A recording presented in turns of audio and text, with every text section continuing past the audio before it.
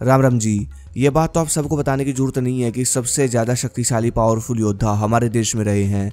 योद्धा जैसे शरीर बनाने का मतलब ये नहीं है कि आप 7 फुट के होने चाहिए, तलवार भाला आपके पास होना चाहिए, घोड़ा आपके पास होना चाहिए। योद्धा जैसे शरीर का मतलब ये है कि आपके अंदर हर तरह का बल हो, बुद्धि का बल हो, आप बुद्धिमान होने चाहिए ताकि जहाँ बुद्धि की बात आए वहाँ आप खरे उतरो। शरीर का बल भी होना चाहिए ताकि आप लड़ सको किसी से। शरीर के अंदर बल भी होना चाहिए ताकि आप स्वस्थ रहे, सिस्टम आपका सही से काम करे, बॉडी के अंदर के फंक्शन सही से काम करे। अब मान लो जिसका पेट ही खराब है, जिसका डाइजेशन नहीं, मतलब जिसका पाचन तंत्र ही भोजन सही से नहीं पचा पाता, वो क्या योद्धा जैसा शरीर बनाएगा। तो इस तरीके से अंदर से शक्तिशाली होना चाहिए शरीर, और दिल जिगर भी शक्तिशाली हो, मतलब मन की शक्ति, ताकि बुरी से बुरी स्थिति में आप डरो ना। जैसे कि आजकल लड़कों के दिल कांप जाते हैं ना, कोई दुर्घटना होती है तो दिल एकदम पत्थर होना चाहिए, जिगर होना चाहिए एकदम। तो इस तरह का शरीर हम लोगों का होना चाहिए, युवाओं का होना चाहिए। और इस तरह का शरीर आप लोग कैसे बना सकते हो योद्धाओं जैसा, तो उसके लिए कुछ टिप्स लेकर आया हूँ। अगर अनुशासन से फॉलो कर लोगे भाई तो समाज में सबसे अलग हो जाओगे, शरीर से भी और बुद्धि से भी, हर तरीके से। सबसे पहला जो काम है जो कि योद्धा जैसा आपको बनाएगा वो है ईश्वर का ध्यान। आपने सुना होगा और देखा भी होगा कि जितने भी योद्धा हमारे देश में रहे, पावरफुल से पावरफुल योद्धा, सब ईश्वर का ध्यान किया करते थे। वेदों में ईश्वर को ओम का नाम दिया गया है, इसलिए ओम का उच्चारण पहले योद्धा करते रहे हैं। आधा आधा घंटा, एक एक घंटा ध्यान करने वाले योद्धा भी रहे हैं। हर योद्धा अपने दिमाग को शार्प करने के लिए विपासना मेडिटेशन करते थे। विपासना ध्यान बहुत शक्तिशाली होता है। गौतम बुद्ध जी भी इस ध्यान को ही करते थे। इस ध्यान का कार्य है दिमाग में चल रहे उल्टे सीधे विचार या अश्लील विचार जो कि आपकी शरीर की ऊर्जा भी खा जाते हैं, उन विचारों को ख़त्म करना। इस ध्यान से होते हैं वो, विपासना से।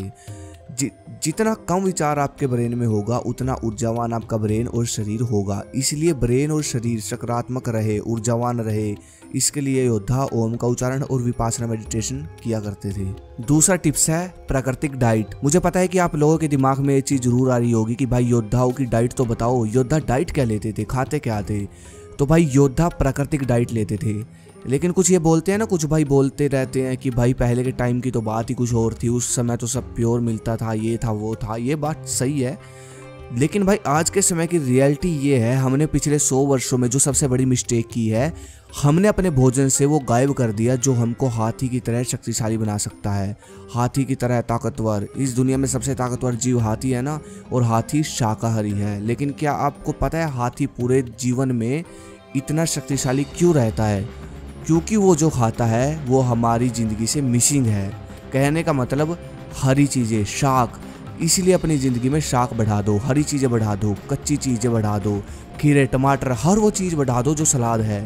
फ्रूट खाओ जितना हो सकता है, कच्ची चीज़ें खाओ जैसे कि स्प्राउट, सलाद और फ्रूट, इस तरह। और वही सब योद्धा यही सब चीज़ें योद्धा पहले खाया करते थे।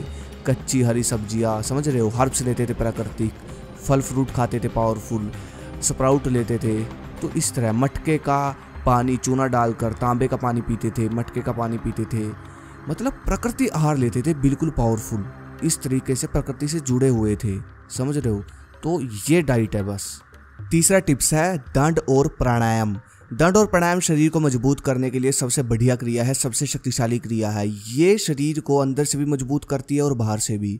लेकिन अब तो जिम आ गई है, तो मेरी आप सबसे एक रिक्वेस्ट यही रहेगी, देखो जिम मैं भी करता हूँ, लेकिन पहले मैं आधा घंटा देसी वर्कआउट करता हूँ कुंभक के साथ, बढ़िया। उसके बाद थोड़ी बहुत जिम करता हूँ। असली दम और स्टेमिना प्राणायाम और देसी दंड बैठक भारत के जो ये व्यायाम है यही बनाते हैं, समझ रहे हो। तो ये पहले योद्धा किया करते थे, देसी दंड पहाड़ों पे अपना जगह बनाकर रखते थे, वहाँ पर ट्रेनिंग करते थे, अपना दंड बैठक लगाते थे। चौथा जो टिप्स है वो है वज्र रक्षा। क्योंकि कोई भी इंसान हो वीरवान से ही बलवान बनता है, जितना वीरवान होगा उतना इंसान बलवान होगा। तो इस चीज़ के बारे में पहले के लोग समझते थे, योद्धा समझते थे। इसकी वैल्यू 13 वर्ष की उम्र में उनको सिखा दी जाती थी योद्धाओं को, और ब्रह्मचर्य फॉलो करवाया जाता था। इसके अलावा योद्धाओं को ज्ञान और संस्कार सिखाए जाते थे जिससे वो और ज़्यादा पावरफुल बनते थे। अपना जो धार्मिक ग्रंथ है वो पढ़ते थे, श्रीमद् भगवत गीता, शास्त्र पढ़ते थे, जिससे वो और ज़्यादा शक्तिशाली होते थे। ये बहुत शक्तिशाली होती हैं धार्मिक जो हमारे ग्रंथ है, बहुत शक्ति इंसान के अंदर पैदा करते हैं। तो बस भाई ये वो टिप्स है जो आपको योद्धा की तरह बना सकते हैं। मेरे कहने से आप इनको 2 से 3 महीना फॉलो करके देखो, बस बाकी आपके दिमाग के ऊपर है, जैसा सोचोगे वैसा बनोगे।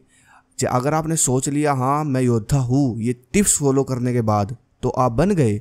बढ़िया अपना सुबह ध्यान प्राणायाम करके सीखा रख लो एक, ठीक है, और अपना तिलक लगा के घर से बाहर निकला करो। आप योद्धा से कम थोड़ी हो, ठीक है। भारत में जन्म लिया है आपने भाई, भारत में हर कोई योद्धा है। बस अगली वीडियो किस पे चाहिए कमेंट करो। धन्यवाद, जय हिंद, जय भारत, हर हर महादेव।